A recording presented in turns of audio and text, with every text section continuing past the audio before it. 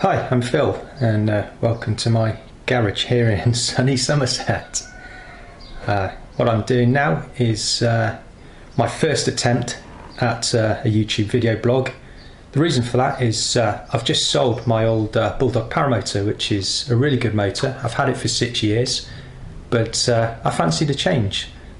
But the problem I've had, really, is that in the 4 weeks since I've sold my Bulldog and I've waited for my new motor to be built, I've been absolutely climbing the walls to go flying. So I've done what everyone else does. I've gone onto YouTube. I found all the videos from guys like Kyle Lee, Tucker Gott, Woody.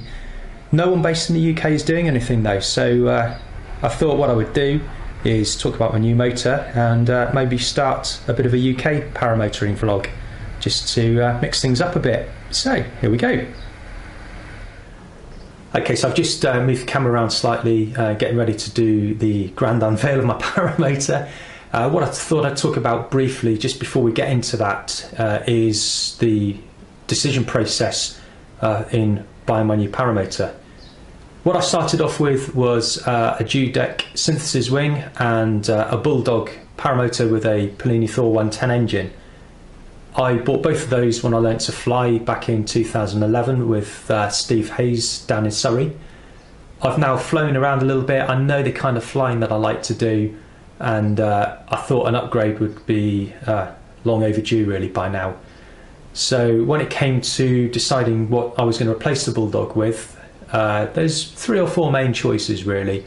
I looked really at British built paramotors because the spare support is probably going to be slightly better for them for me, but also air conception came into the mix, which particularly in America seems to be gaining a lot of ground. The main paramotor brands in the UK, you've got Bailey Aviation, who are more 4-stroke orientated. You've got Bulldog, which is what I originally had, and you've got Parajet. For me, quite an easy decision because Parajets are about 40 minutes from where I live, and it's also on my commute home from work. So I dropped in with the intention of just trying on a few motors, and typically when you do that, you put one on and everything just seems to click. So I went for the Parajet Maverick. The other reason for that is it comes with the Monster engine. The Monster engine I've not flown. I know there's a few issues with some of the exhausts on the Monsters and a few little niggles, but generally it's been going for a few years now. It's a well-regarded engine. It's known for its reliability. It's also quite a light, quite an uncomplicated engine, which for me just seemed to suit the whole paramotor and what I was looking for. So I have gone with a Parajet Maverick. The reason I wanted this is because I travelled with my Bulldog. I've taken it to Cyprus when I lived out there for a couple of years, and I had to make a wooden crate for it, which was a complete pain. I am not very good at doing woodwork. So the fact that the paramotor comes in this solves an issue for me straight away. Okay, having a look then, 2 clips on the front, pop them off. The lid is velcroed down, 1 zip on either side, and the front drops down, and that is what we have inside. Straight away then, on the front, velcroed on, we have got a bag containing, and it's like a pop-up tent this, so if I don't control it, it will go absolutely everywhere, the netting and the hoop. Next thing you'll come to then is the paramotor itself. You'll notice that the paramotor sits in the bag or in the case with the engine pointing towards the back, harness out towards the front. That's the way that Parajet intended to get packed, not the other way around. Around the bottom is a strap to hold everything in. We'll ping that off, and we'll get the actual paramotor itself out and put that to one side. We will come back to you in a minute, my beauty. Also in the bag we have the 2 prop halves. Now this one just sits down the side here because the cooling shroud means that I can't velcro it onto the back here. However, this one sits on the back as intended.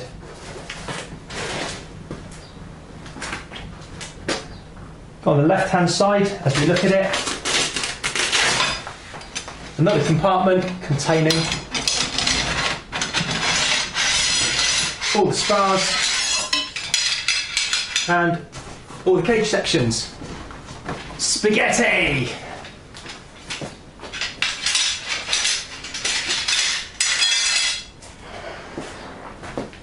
Down the bottom we have a toolkit. Let's have a little looky. Complete set of Allen keys, spark plug tool, USB,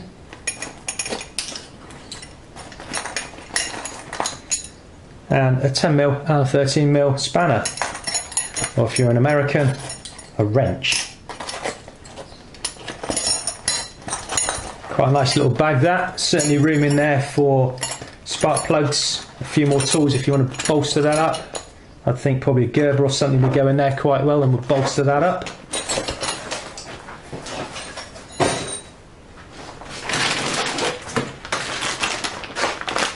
Another little bag containing a jiggle siphon, t-shirt, spark plug and some prop bolts.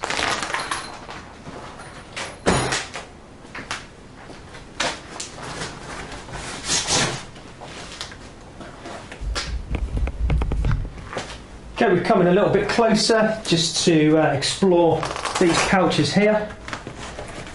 And the first one is the Monster belt tensioning tool.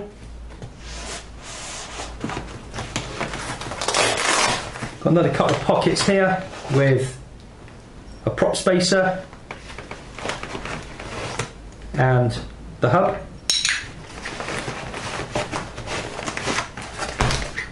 And the Maverick user manual and the PDI report. Okay, so here's the Paramotor in its completely unbuilt state. I'll do a quick walk around that. A couple of really nice details. The seat here hooks up, it's got its own little hooking point. That is something that if you travel with a Paramotor is so useful. So we will unhook those.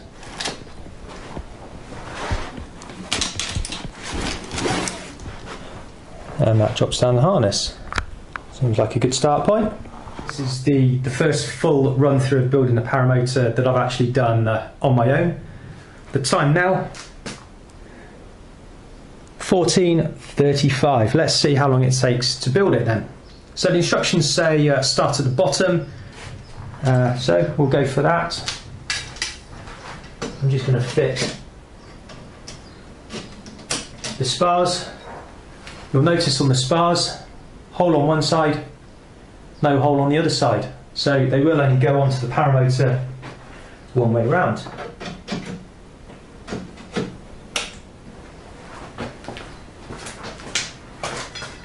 We'll take the first two of the hoops. All the hoops are identical, so it doesn't matter which ones we choose. Onto the bottom. There is no clips, these are just pressure fits. And on we go.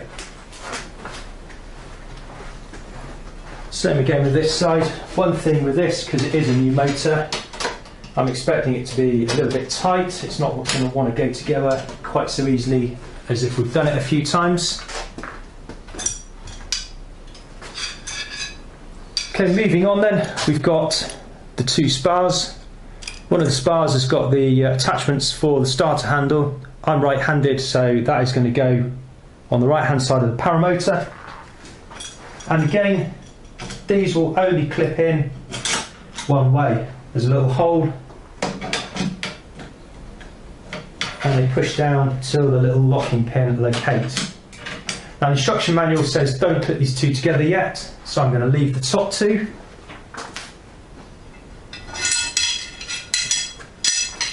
I'm going to continue building from the bottom upwards.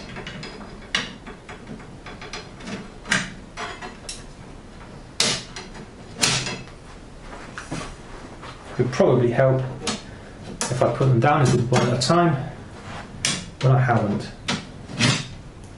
Okay, and finally the two middles. Again, no clips around the outside of the hoop, these are all just press fits, but as you can see they go together pretty nicely. Then we'll take the netting and the cage hoop. Now on this, the netting comes out of one side but not on the other side. So what we're looking for is for all the netting to be on the front side, which is the other way round.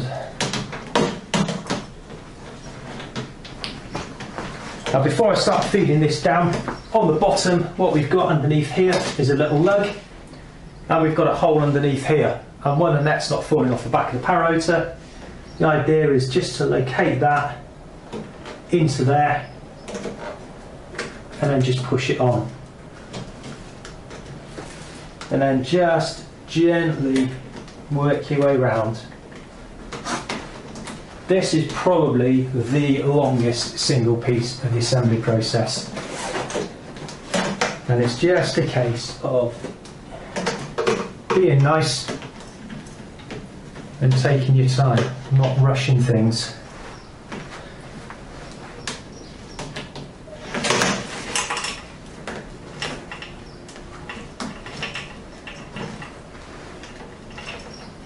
Again, this is brand new, so I'm expecting it to be a little bit of a pain. As with everything new, it may need a little bit of persuading just to help it sit on. Actually, there we go, now we've got it started. That is going on absolutely fine.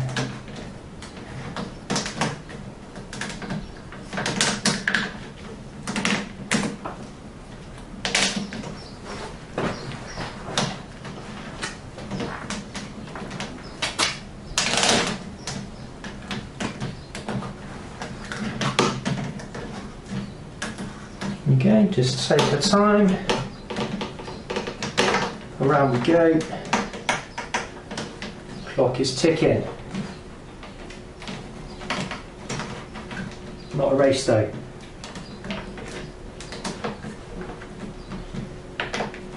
Okay, I find the bottom bits are quite awkward to get to.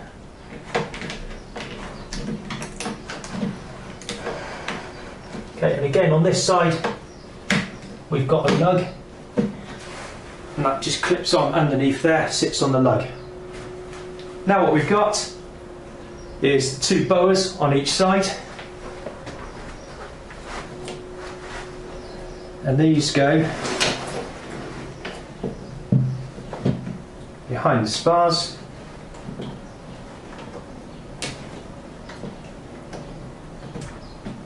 They sit on a little lug, and what I will do in a second is just bring you closer and show you that in a little bit more detail, because there is a potential catch point on the arms on this one. If you route them round the back of the spar, that just alleviates that a little bit. Just going to loosen that one all the way off.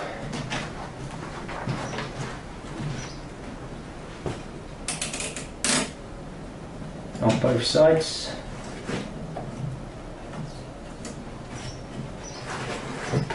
Again, all this is brand new, it's all really tight, but with a couple of uses I'd expect this to get a little bit easier to contend with. So they're hooked on. Just tighten up the boas gently. Take up the tension. And that is our netting fitted.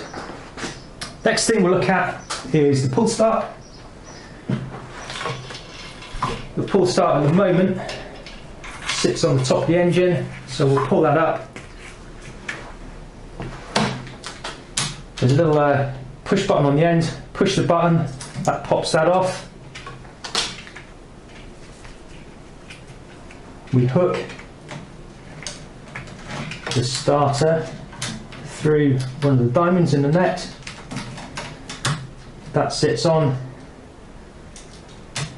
and we refit the cap. Now, one thing is, if you get it in the wrong place like I've done here, that will actually catch the net. What I'm concentrating on here is getting the motor together, just to see how long it takes to get it together. So we'll do a close-up of this, and we'll do a close-up of the boas in a second, just to show the correct routing and the correct way of hooking everything up. What I'm doing now is hiding behind you, which is probably the best camera view you're going to get of me all day. And I've just slotted the two prop halves together. Now what we've got here is a spacer. Don't have to use the spacer, but the problem is, if you don't, the prop is actually pretty close to the cage, so it makes a lot of sense to put that on. Prop then sits on top of that.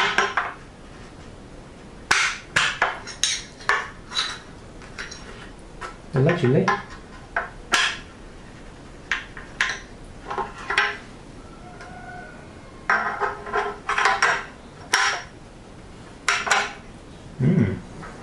Interesting.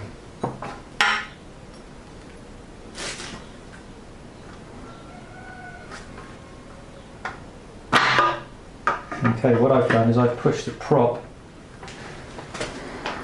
Prop just slots in together, and it's possible to push that too far. So I'm just trying to line up all these holes and get those two centre sections lined up, which is about where we are there.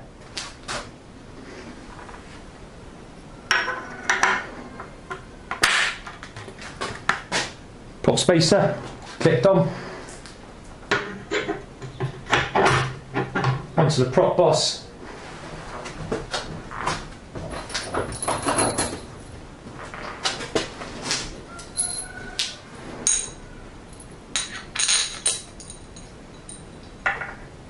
And we go through there.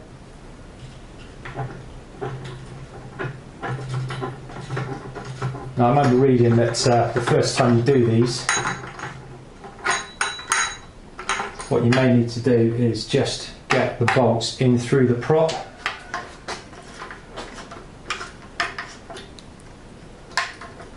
Just persuade them in a little bit.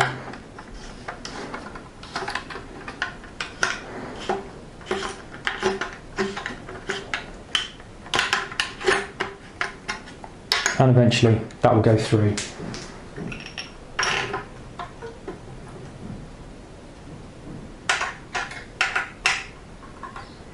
And all I'm going to do is just put that in so my prop is just held on by something, because I really hate the idea of 300 quid's worth of carbon prop just sitting there.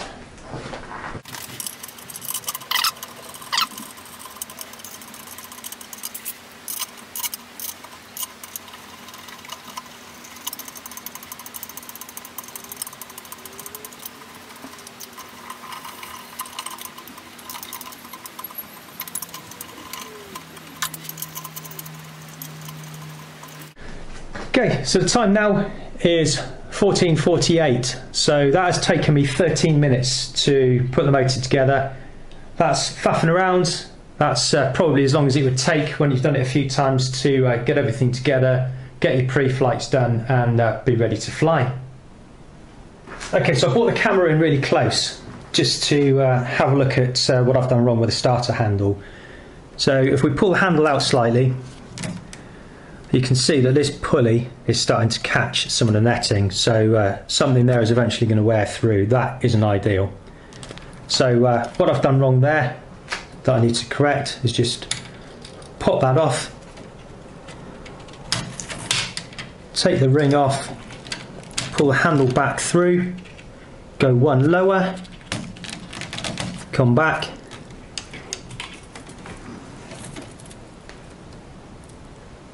find which way up the pulley is, that sits on there, press a little pin so I can put the cap on all the way, make sure that's secure.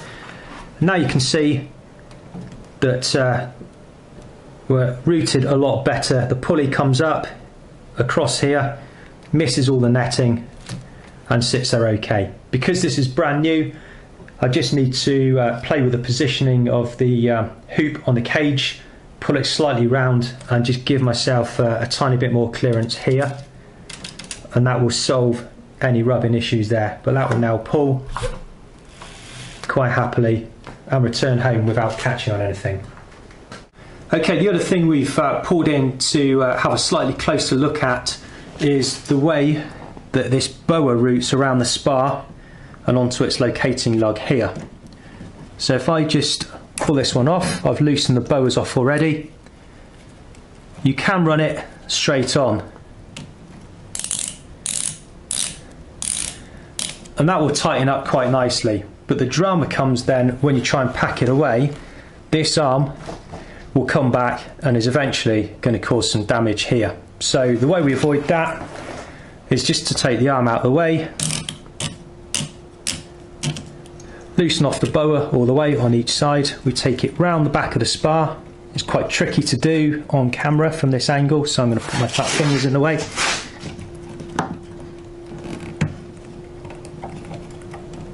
Is to come over the back, around the back of the spar, hook that on there, and it now runs completely out of the way. And if I tension that up, the arm now is going to struggle to catch that. So that is a much better way of routing the net tensioner. So we're going around the back of the spar and then onto the lug, not directly across onto the lug. Hopefully somebody may find that useful. The idea is to then progress it. We'll talk about a few mods that I'm going to make to my Paramotor. We'll talk about how I carry it, and I'm open to suggestions really. Whatever you want to know, whatever I can help with, then I will put a little vlog together and we'll take it from there.